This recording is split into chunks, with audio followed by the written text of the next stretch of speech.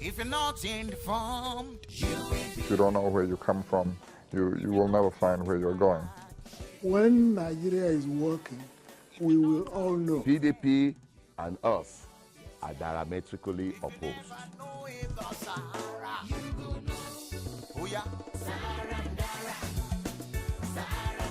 Sahara TV, and them be the TV, the best TV, information, education, inspiration. Sahara TV, I am from Sahara TV. I'd like to ask you a few questions. information, education, inspiration. Sahara TV, they get mount, they get mount.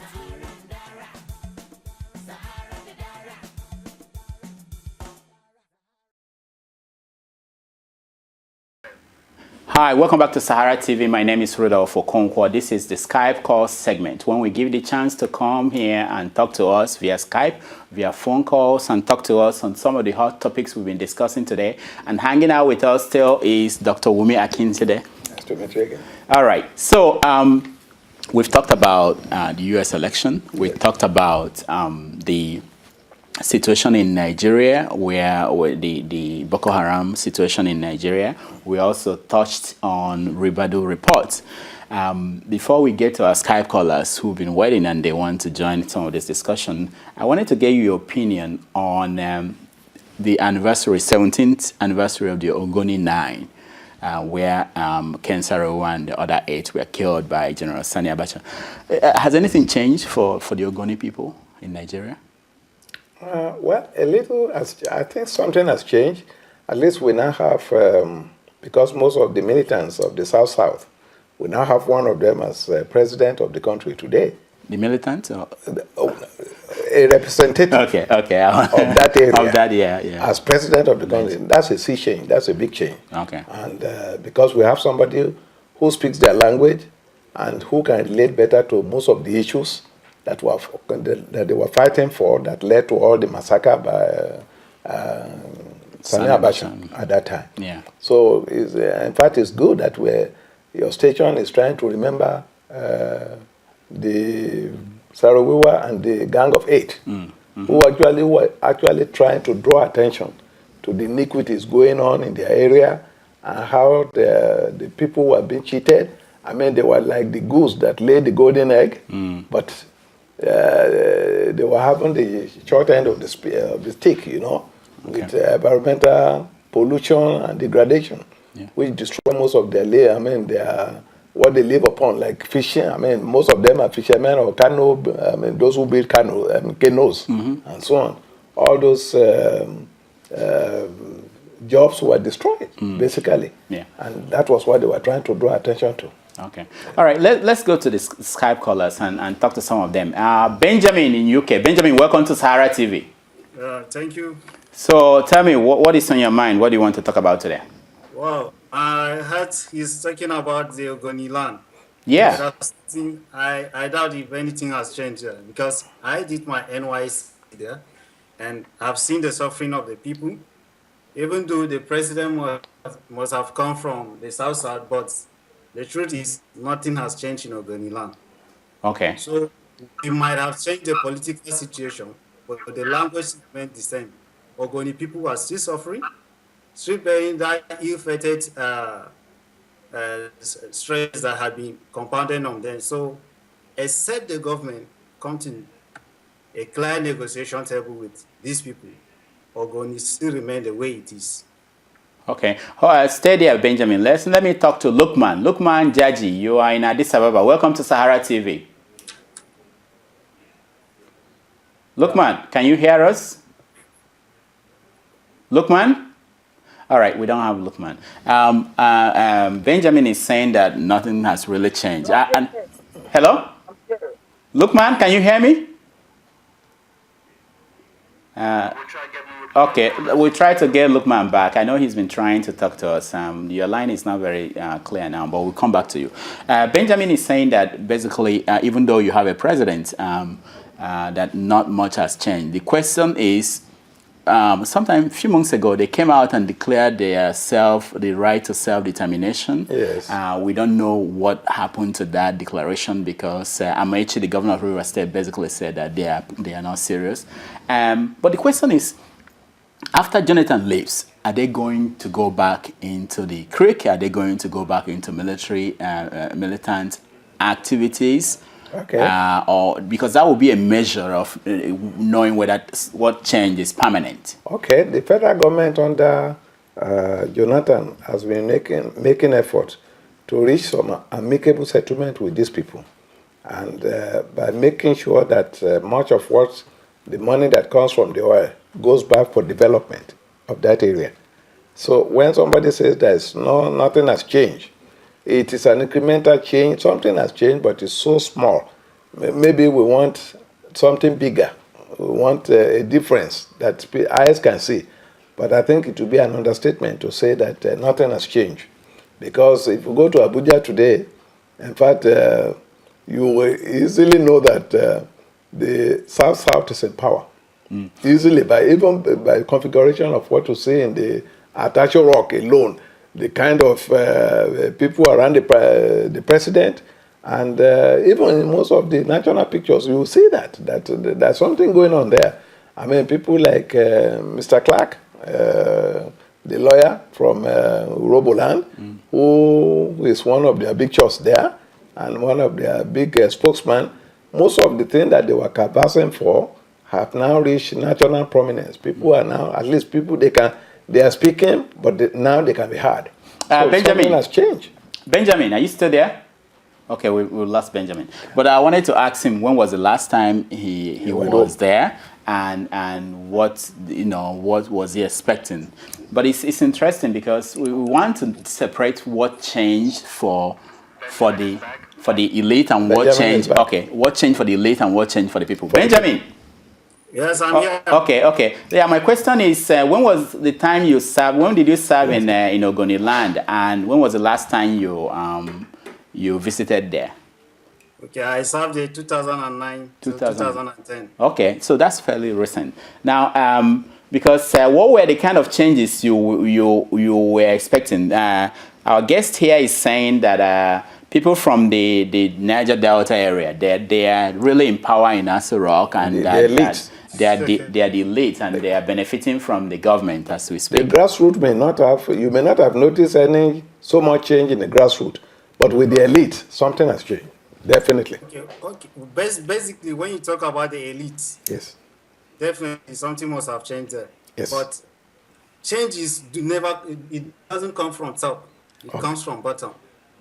So once the elite, definitely in Nigeria, it is only the elites that enjoy powers, while the masses suffer.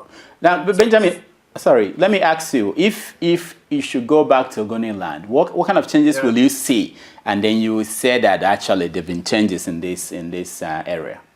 What do you want to see? What kind of changes? Okay, when you talk about source of water, it's the basic problem Ogoni land is facing now. That's one of the key problems they are facing. Potable water, water to drink. Okay.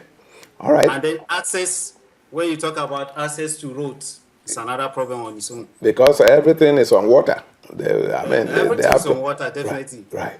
Okay. And then, so definitely, if you're talking about the elites, definitely elites always have the basic share. Yeah, okay.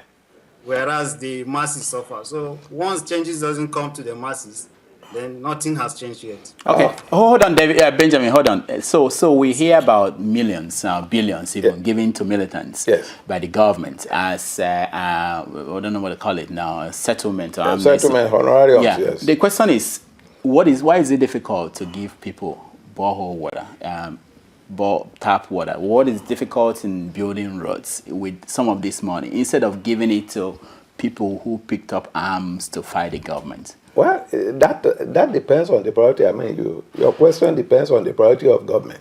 For example, I come from Ondo State, for instance, where we have the Egberi people, Egberi land, around Agbagada. And I'm talking now as the Director of Rural Development, Pioneer Director of Rural Development in Ondo State. The same kind of issues, problems that the militants in the Niger Delta face, are the same kind of problem that the people in Lajes Eldo, in Ondo State, is the same kind of problem they face. Well, for example, what they need is not so much road, but they need to be able to open up their waterways.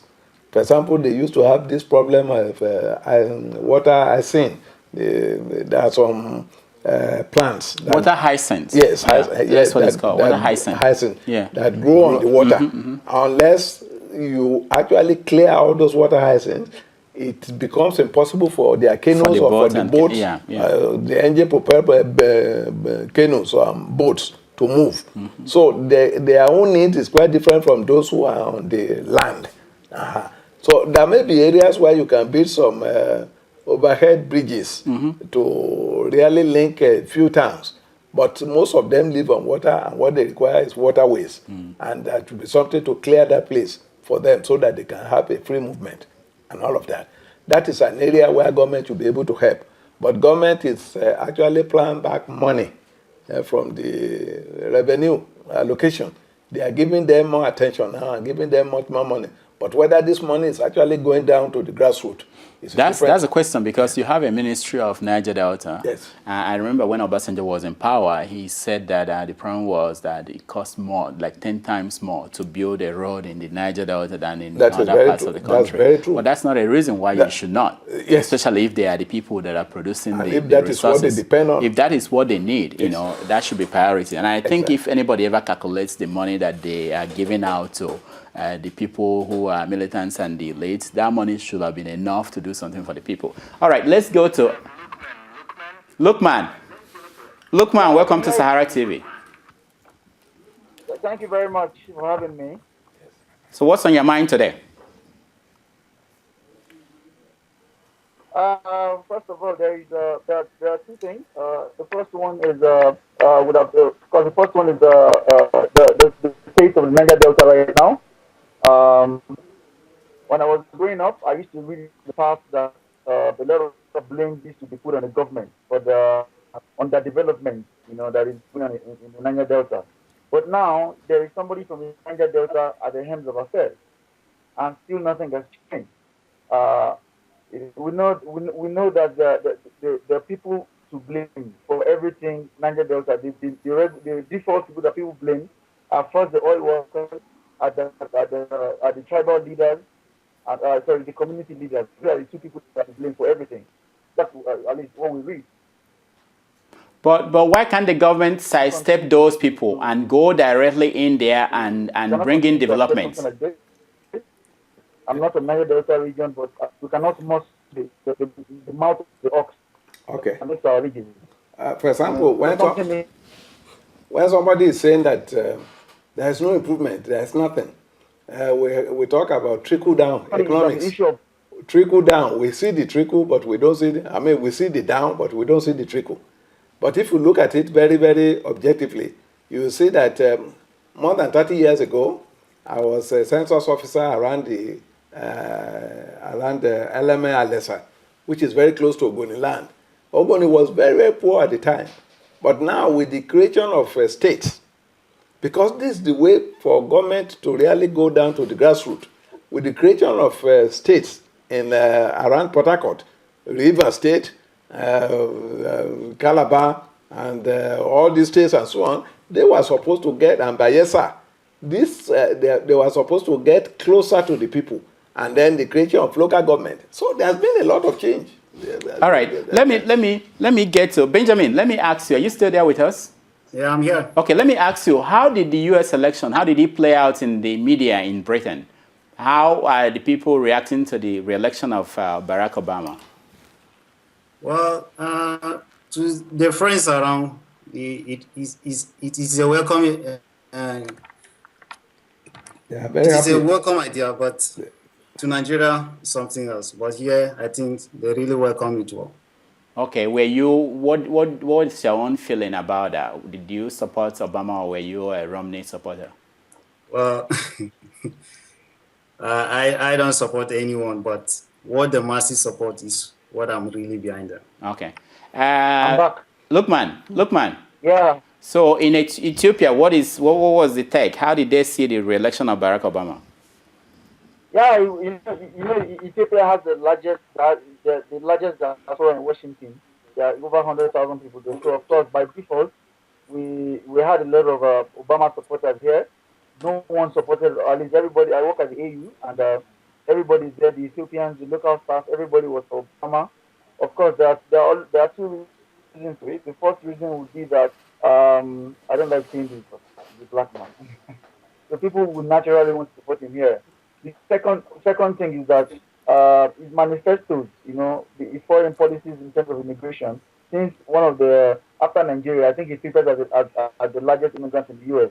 So they want him back. His foreign policy favors them. They want to keep going there.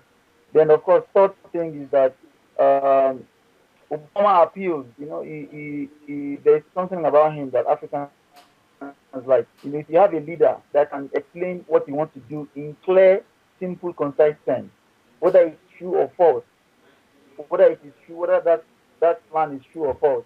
But the way he speaks, he carries everyone along, both the local African, the educated African, and so of course the support of Obama here was really great. All right, Lukman, hold on there and stay with us. Let me go to somebody just joined us. I think Nelson.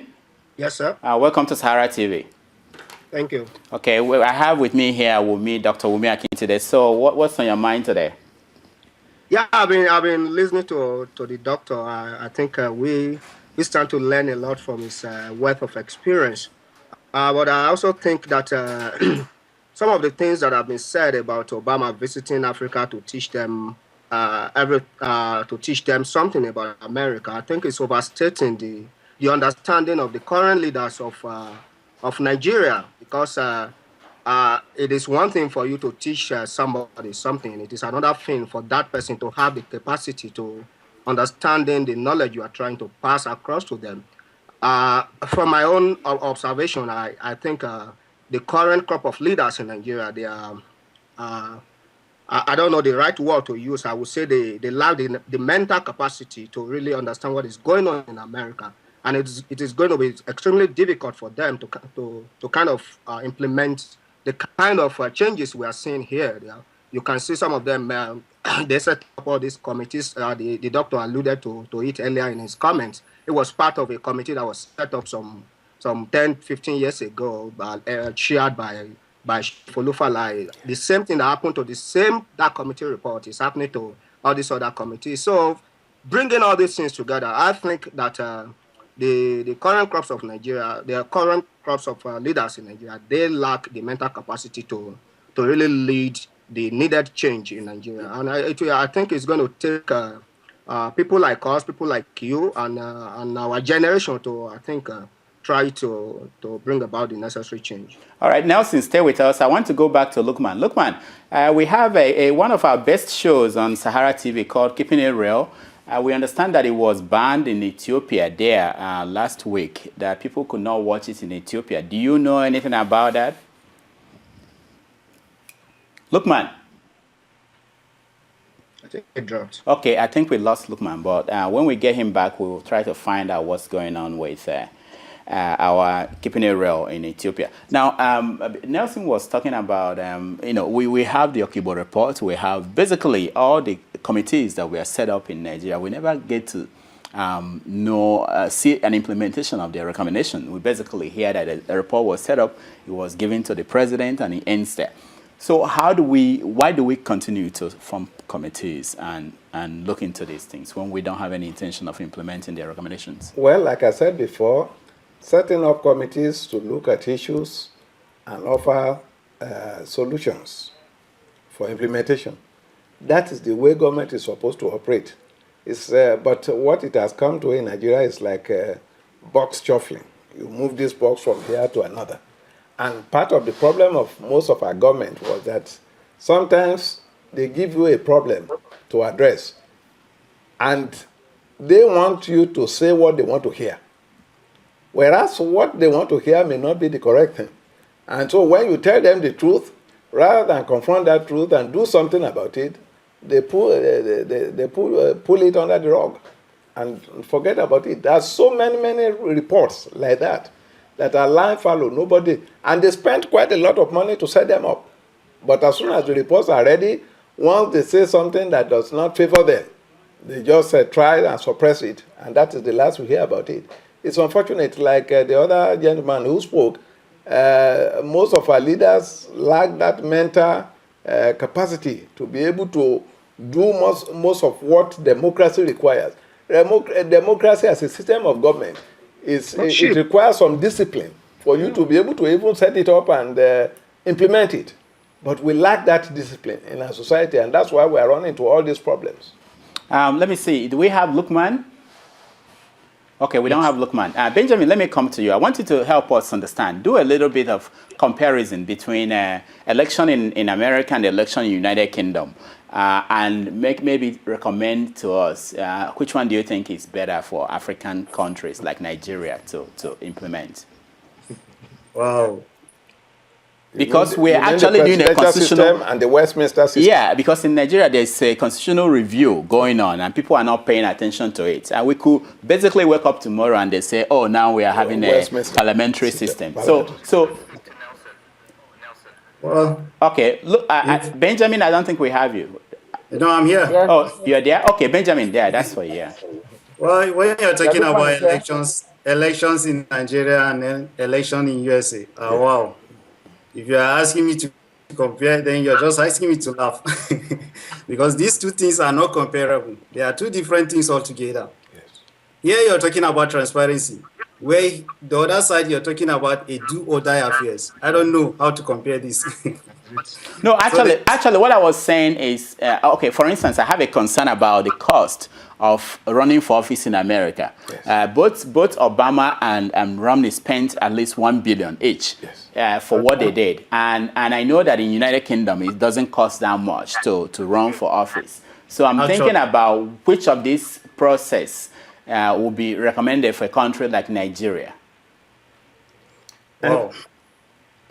Not just about the cost, but the whole process of how you become a leader in a country, and which one would serve as a country like Nigeria with all the diversities all the. Rudolf, if I can comment on that. Yeah. For example, in America, this last election, Romney and Barack Obama spent millions, but we have to find out what are these millions spent on, compared to what are the millions in Nigeria spent on. Here in America, if you are going to advertise in a place like California or New York, for instance, on television, like SaharaTV, when you are fully developed, half a second or 1 minute of a commercial here could fetch you millions. Yeah. But it's not exactly so in Nigeria. So the money they spent in Nigeria is probably going to private pockets.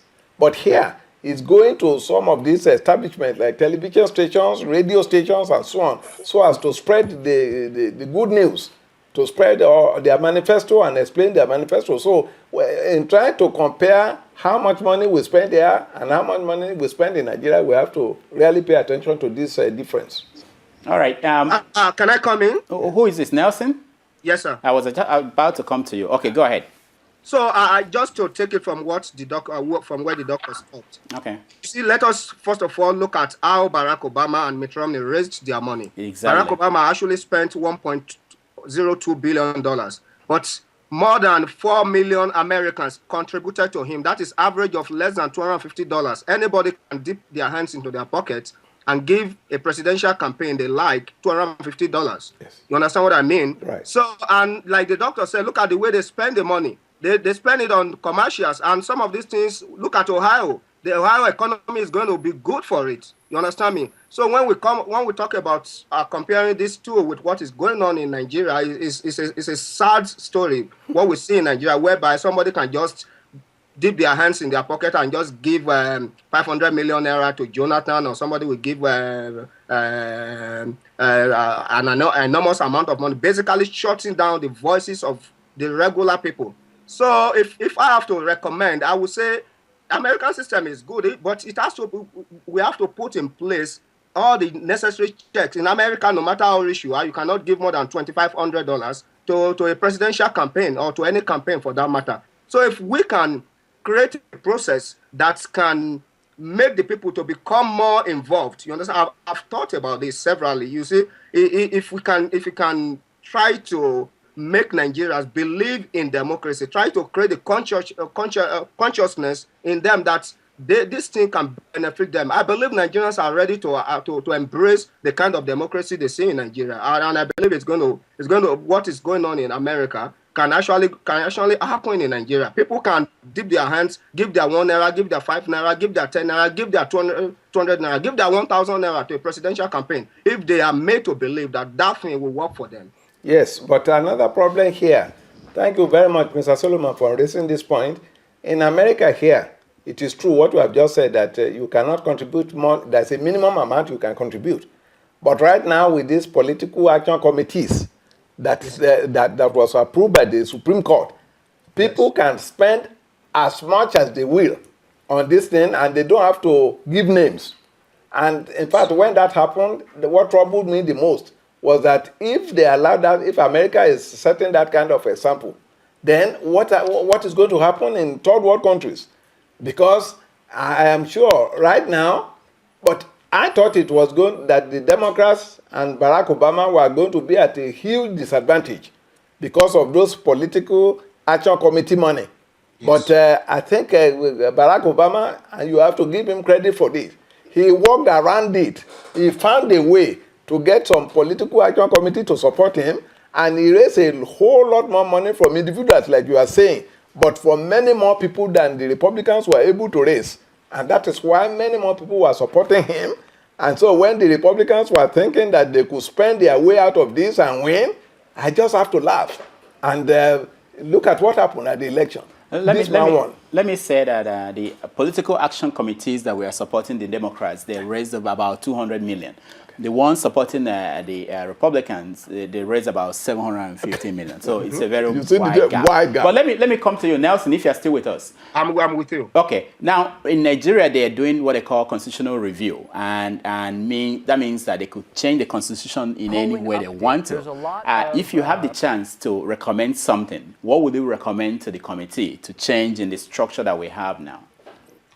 First of all, I want them to de-emphasize this kind of federal structure that people, the states basically have to carry their boats like all these Amajiris in the northern part of Nigeria and go to beg the federal government. That gives too much power to the president and to the National Assembly people. And secondly, this so-called constituency allowance that the National Assembly guys are getting, basically giving them the budget of the country. That, of course, in America, you have what they call what Senator McCain will call pork barrels. You understand me? They call it's the same thing as what we call constituency projects in Nigeria. But they don't, in America, they don't pay directly to the senators. They don't pay directly to the members of the Congress. They pay directly to the agencies that are involved. So there's nothing wrong in having constituency projects. But for you to say you are giving somebody 42 million naira, or in the case of the senators, 100 million naira in 3 months to go and execute project, and they will go down to their constituencies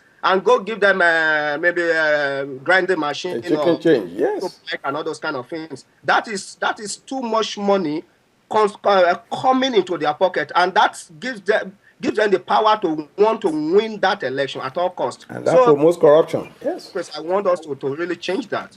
Now, thank you, Nelson. He's talking about reducing power that goes to the center. How do you expect people at the center to come and disempower themselves? Basically, you are expecting the people, the lawmakers. So my question is this. Nigerians are not paying attention to this constitutional review. Yes. But it's something that should have been important to Nigerians because it's an opportunity for them to curate the kind of society that they want to. Yeah. Why are they not paying attention, and wouldn't this be something that the government can turn around and say, we gave you an opportunity to come and recommend things to make it what you want it to be, but you did not? Yes, Rudolf, you just put your finger on it. The people at the center, for example, Mr. Solomon is suggesting that there should be a more powerful state and less powerful central government, which was the situation we had under the parliamentary system before. But right now, the people in the federal government, they don't, it's like you're asking them to vote themselves out of power. They don't want to relinquish power because that is what all this they are trying to do is just to say, okay, we make effort. We did throw it out and maybe people did not respond to it, and so we tried our best. But the problem is that you are not going to be able to persuade them to vote against themselves, to vote against their own interests, because their own interest is to retain power at the central and to continue to take all the funds and pocket it. Nelson, are you still there? The situation.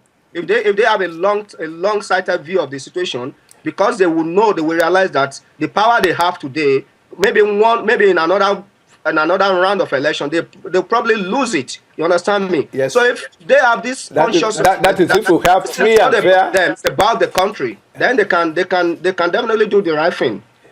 Yeah, Nelson, you are too rational here. You remember the people you are talking about. But let me ask you. I wanted to ask you because one of the what we hear about when you talk about the Constitutional Review Committee is basically about curation of states. They are basically fighting over what state to curate, and they want more states so that the money can go. And more people, they want to be governors, and they think that the best way is to curate a state and they become governors. So in this situation, why is it that Nigerians they don't understand what is going on and the opportunity as well as the danger? Most people will be angling